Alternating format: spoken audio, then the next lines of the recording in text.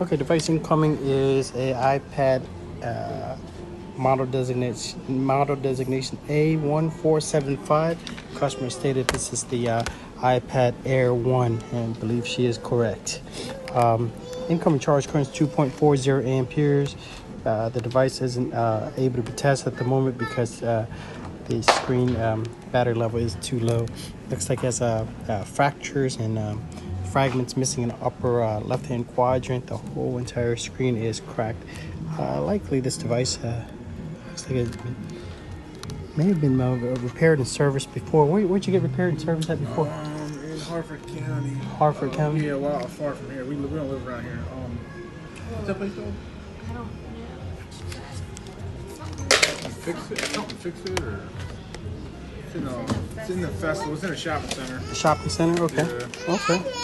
How long ago was that it got repaired? Let's say about a year ago. About a year ago? Okay, not bad.